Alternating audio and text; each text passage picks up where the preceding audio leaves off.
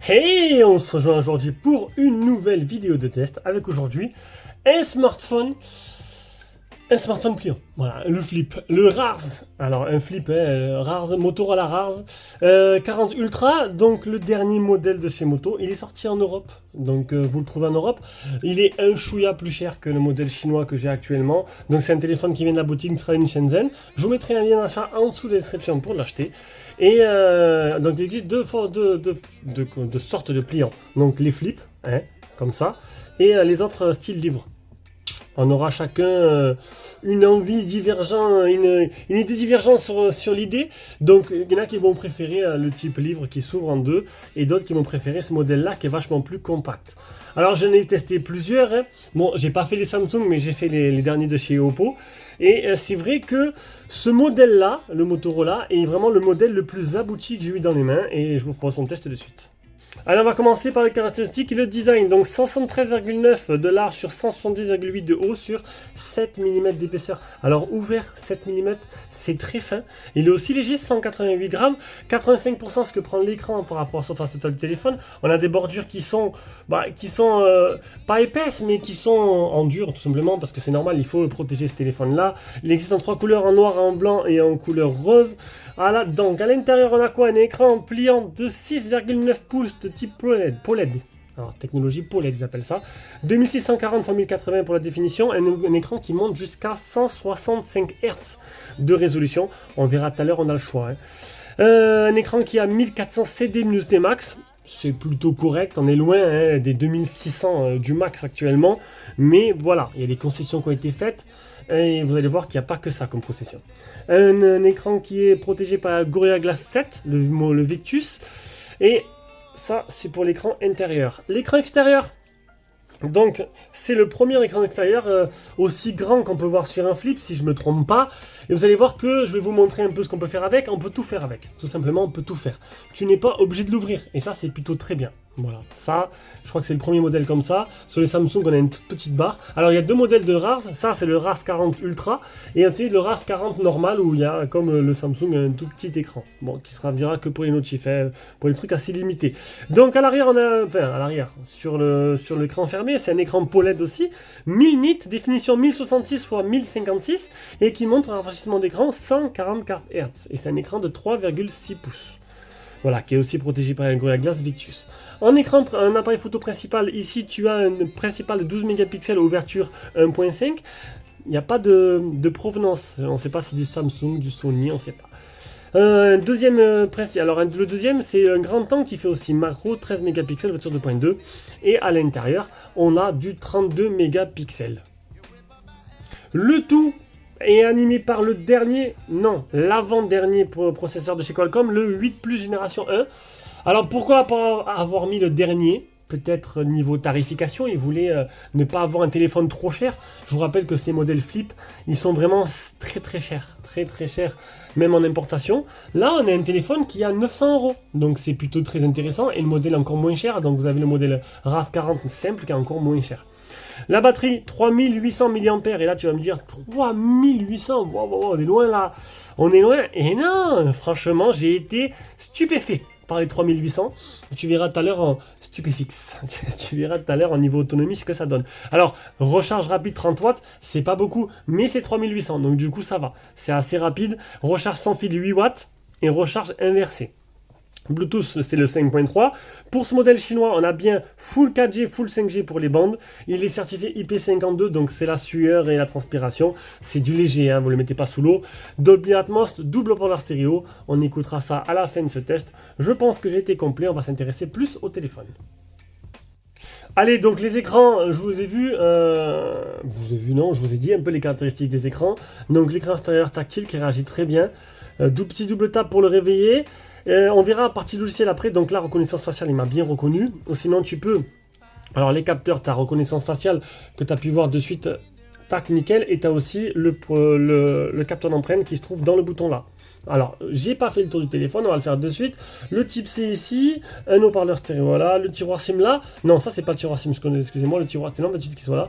Le tiroir SIM ici. Alors, dommage, simple nano SIM.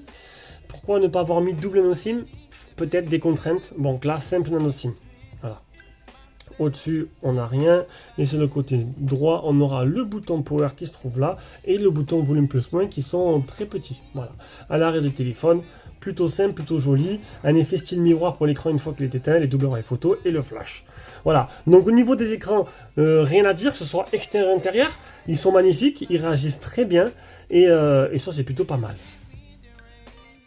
Allez, vite fait, une fois déplié, donc 6,9 pouces. Alors, regardez, c'est pas vraiment droit. Hein. Alors, c'est pas vraiment handicapant, mais c'est pas vraiment droit. N'essayez pas de le tordre un peu plus. Voilà, c'est pas du 100% plat. La pliure, on va la voir légèrement. Alors, quand tu regardes en face, tu la vois vraiment pas du tout. Et il faut vraiment jouer sur les angles de vision pour voir une petite pliure. C'est pas très grave. Moi, franchement, ce modèle-là, contrairement aux autres, je l'ai vraiment bien aimé. Je me suis posé la question, est-ce que je le garde, que je le garde pas? J'ai toujours pas ma réponse. C'est un écran de 10 touches. On va regarder un peu vite fait, à pleine puissance, un peu les photos. Je dois vous montrer un peu la qualité de l'écran, mais non, il n'y a rien à dire. L'écran, il est très agréable à utiliser, il est très réactif. Et en plus, rafraîchissement variable jusqu'à 165 Hz. C'est plutôt très intéressant. On verra la partie jeu tout à l'heure. Allez, on passe à la partie logiciel. Alors là, j'ai énormément à vous dire parce qu'honnêtement, les Motorola niveau logiciel, ils sont vachement améliorés et ils font les choses bien. Donc déjà, pour le langage, j'étais resté sur anglais-chinois. Alors, il n'y a pas de Belgique. En fait, c'est quand tu cliques sur anglais, il y a tous les anglais différents. Donc en Belgique, il y en a qui parlent anglais. Et du coup, c'est anglais-Belgique. Voilà. Donc pour répondre à un commentaire que j'ai eu. Donc, il y a du français. Le français, il n'est pas extrait, il est caché déjà. Pour le faire apparaître, il faut prendre mort local 2. Et une fois que tu l'as mis, tu as un peu de français qui va apparaître dessus. Genre là, tu vois l'horloge déjà dimanche 2 juillet. Quand tu cliques sur cet onglet-là, il y a tout qui est en français dedans. Enfin, presque tout, hein, on va regarder. Donc c'est ça que je voulais vous montrer. Voilà, donc à la place de faire des captures d'écran, je vais cliquer là, ils ont tout centralisé dans une seule application, dans tous les Motorola c'est pareil. En fait, tu as tout là, il t'explique tout de A à Z comment utiliser le téléphone. Il est bardé d'options, il y a énormément de trucs et honnêtement, on va prendre un peu de temps là-dessus. Donc tu as l'onglet personnalisé. Donc, les thèmes, la police, malgré que c'est un chinois, tu peux mettre... d'habitude, les modèles chinois, tu peux mettre une police, mais chinoise différente, et du coup, c'est pas intéressant. Là, tu peux mettre jusqu'à ces 6 polices différentes, c'est plutôt intéressant. Donc, les thèmes, les couleurs, pack d'icônes, l'écran externe. Donc là, tu personnalises l'écran externe. Donc, tu as quoi? Horloge, écran de verrouillage, lock screen, fond d'écran d'accueil, grille. Donc ça, c'est les petites tuiles que tu peux avoir, que je te montrerai après. Taille d'affichage, comportement des applications, aperçu en direct si tu veux, photo et vidéo, je vous montrerai les petites options après. Paramètres d'appel et train mode, c'est quand tu prends le téléphone parce qu'il peut s'utiliser dans plusieurs positions. On verra ça tout à l'heure. Voilà, genre, tu peux le mettre comme ça. Donc là, ça le fait pas, mais tu peux avoir ton clavier là et répondre aux messages ici. Donc c'est plutôt sympa. Après, on a quoi? Donc, forme d'icône, taille d'affichage, disposition, écran d'aperçu, son et mode sombre. Ensuite, on a les gestures. Donc là, énormément. Lancement rapide, barre latérale, capture rapide, lampe express, capture d'écran 3 doigts, lever pour déverrouiller, retourner le porte-béranger, lever pour couper la sonnerie, diviser l'écran d'un doigt. Vous avez pu voir 100% de français. Donc voilà. Donc le téléphone, il y a bien le français dans la ROM. Il est juste caché. Les conseils rares. Donc ça, c'est pour t'intéresser un peu au téléphone, ce que tu peux faire avec. Après, on continue, l'écran. Optimiser l'interaction avec votre écran. Voilà, donc écran aperçu, écran attentif. Ça, c'est quand tu regardes, ça reste allumé. On continue. Et après, ici, il t'explique le mode jeu, commande multimédia, Dolby Atmos, effet pour les vidéos, aperçu en direct. Voilà, voilà. On va maintenant s'intéresser à l'écran externe. Donc, alors... découvrez les raccourcis rapides sur l'écran externe. Et là, c'est super bien expliqué. Voilà, donc tu as le lecteur multimédia. Je vais juste slider, vous montrer. Raccourcis et panneaux avec les contacts. Tu peux appeler. Voilà. Alors, ce qui est bien, c'est que bien sûr que tu fermes le téléphone. Quand tu l'ouvres, tu reprends là où où le téléphone, il est fermé. En gros, tu es sur une page internet, tu ouvres, tu l'as en grand. Pareil, vice versa. Tu es sur une page internet, tu fermes le téléphone et tu l'as en petit. Les appels, l'appareil photo.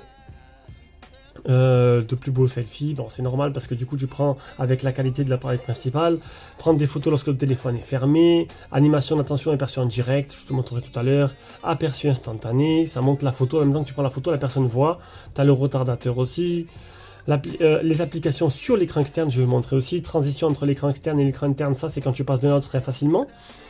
Tu gardes exactement là où tu étais et tu peux l'utiliser dans différentes positions. Donc je vous l'ai montré, tu peux écrire des messages en même temps, le mettre comme ça, le plier comme ça ou dans l'autre sens. C'est toi qui vois.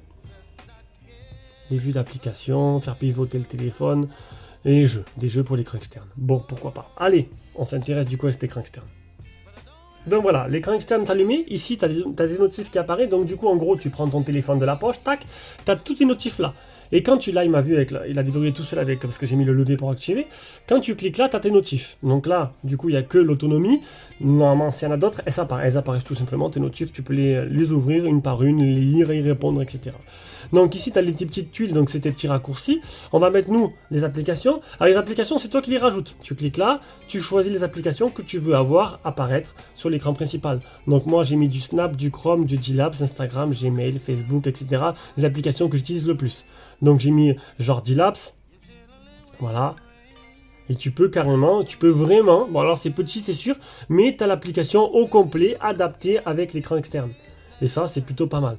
Voilà, donc ça c'est D-Labs, tu as Instagram, Gmail, Facebook.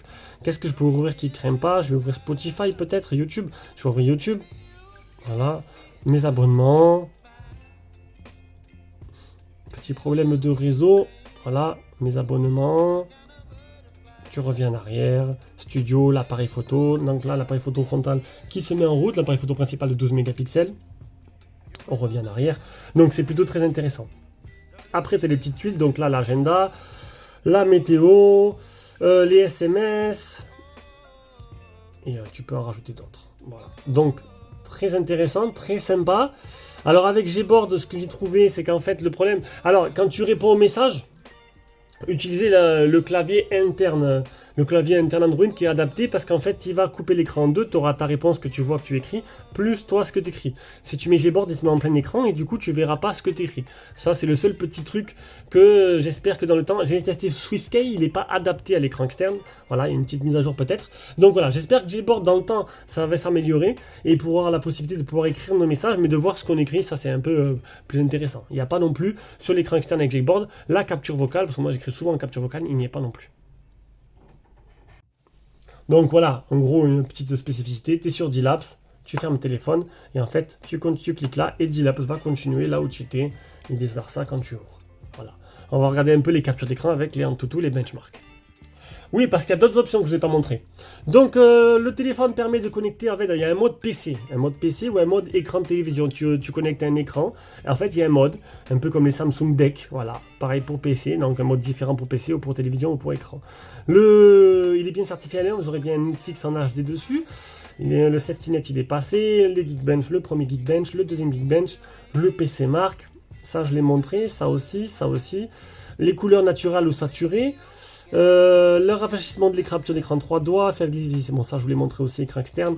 Donc rafraîchissement de l'écran élevé, donc c'est optimisé de 1 à 165. Donc là moi je vous les conseille de laisser comme ça se fait tout seul. Ou sinon tu mets constant en 60. Voilà. Les gestures je vous ai montré. Démarrage rapide et tout, capture rapide, ça je vous ai montré aussi. Le Dolby Atmos, l'extension de la RAM. Non, moi j'ai le petit modèle à 8 Go, j'y ai rajouté 3 Go de RAM supplémentaires que j'ai pris sur le stockage, histoire de monter à 11. Les effets pour les appels vidéo, on peut voir qu'il y a bien le français encore dedans. Un espace famille, si vous voulez prêter votre téléphone. Le AnTuTu 1 44 708. Et on arrive à l'autonomie, donc une batterie de 3800 mAh. Alors, sur une journée type de 13h43, alors... Petit bémol, j'ai pensé faire la capture d'écran et j'avais oublié de faire le AnTuTu. Du coup, il me restait 49% au moment de la capture d'écran et j'étais à 13h26. Donc, vous avez compris. Du coup, derrière, j'étais à 49%, il me restait 51%. Donc, moitié de batterie utilisée sur une journée type, ce qui est purement énorme avec 3800 de batterie. Je m'attendais vraiment pas à ça, je m'attendais à tuer la batterie. Non, c'est un téléphone qui va vous durer la journée facilement. Ça, c'est plutôt intéressant. Déjà, c'est le premier point que j'aurais pas pensé. Et donc voilà, donc après l'AnTuTu, il me restait 59% parce qu'on sait qu'AnTuTu, ça utilise beaucoup la batterie. Et le test de l'autonomie, température de la batterie, 31 degrés, c'est exceptionnel. On arrive plutôt sur les 45 degrés sur des processeurs de ce type. Bon allez, on passe à l'appareil photo. Allez, le mode photo, donc on a quoi? L'application, le mode ralenti, mode vidéo qui va te permettre de filmer jusqu'en, hop, 4K ou Full HD. Donc du 4K, 4K 60 fps. Voilà. Là pour, je sais pas si tu veux dire 10, mais par contre ça passe en 30 fps. Donc là, hop, j'ai tout quitté. Après, mode portrait, mode pro, mode plus, filtre couleur, vision de nuit, panorama, scanner diapositive, double capture, série de photos, accéléré, filtre couleur et double capture. Voilà, c'est encore une fois en français, c'est plutôt pas mal. Quand tu te mets en mode photo, tu as d'autres options au-dessus. Donc là, les options, donc ça permet d'avoir un aperçu en fait de ce que tu prends en photo. Donc la personne voit ce que tu prends en photo. Si tu recliques dessus, il y a un petit smiley en fait. Voilà. En gros, qui va faire sourire la personne. Pour qu'elle puisse sourire. Pour que tu puisses prendre une photo. Ou normal, où il n'y a rien qui apparaît. Le flash, le mode vision de nuit, le HDR, le forme de l'écran, donc 1, 3 quarts, 16 neuvième ou plein écran. Voilà. Donc là, c'est bon, j'ai fait le tour. Donc maintenant, comme d'habitude, je vous mets toutes les photos et vidéos, non, toutes les photos dans un lien Google Drive que je vous mettrai dans la description de la vidéo. Là, je vous mets toutes les photos et vidéos maintenant directement et on revient pour faire un bilan avec l'appareil photo frontal.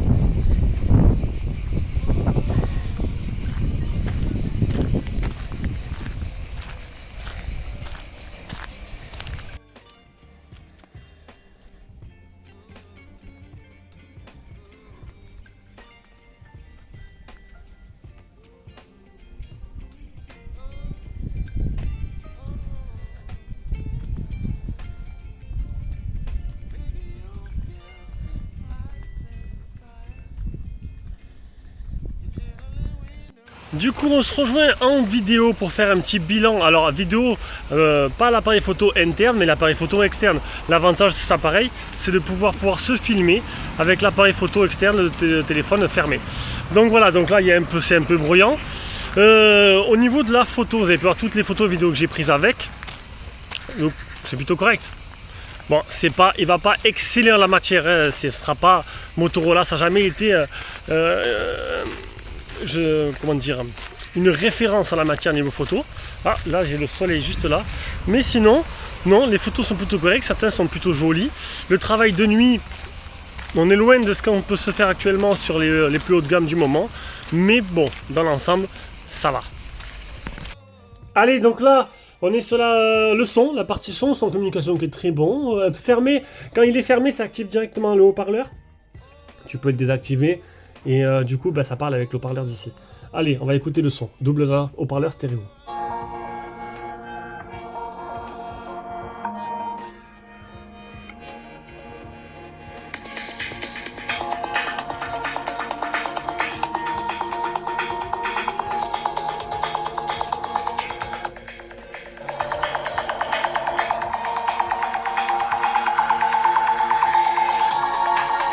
Bon, comme d'hab, le haut-parleur du bas est plus puissant que le haut-parleur du haut, mais ça va. La différence, c'est plutôt bien homogène. Bon, même s'il y a un gain de puissance supplémentaire en bas. Donc, alors il manquait la partie jeux vidéo. Call of Duty, j'ai fait quelques parties dessus. C'est super agréable à jouer, c'est super fluide, ça tourne très bien. C'est un processeur haut de gamme. Je me suis dit que ça sert à rien de vous montrer. Il tourne à plein régime dessus. Donc, on est sur la conclusion. Donc, que penser de ce smartphone? Écoutez, je pense que c'est le concept le plus abouti de modèle flip qui est actuellement là. Là, Samsung a du souci à se faire. Je pense que les prochains Samsung auront un écran full screen comme ça. C'est plutôt très intéressant parce qu'il est vraiment utilisable fermé. Et ça, pour l'instant, mis à part les autres modèles façon livre, voilà quoi. Les modèles flip n'ont pas eu l'occasion de l'être. Et avec ce modèle-là, on peut l'utiliser complètement fermé, répondre, envoyer des messages, prendre des photos et tout faire avec. Et ça, c'est plutôt très intéressant, j'ai envie de te dire. Voilà, j'espère que cette vidéo vous a plu et on se rejoindra pour une prochaine vidéo. Ciao, ciao.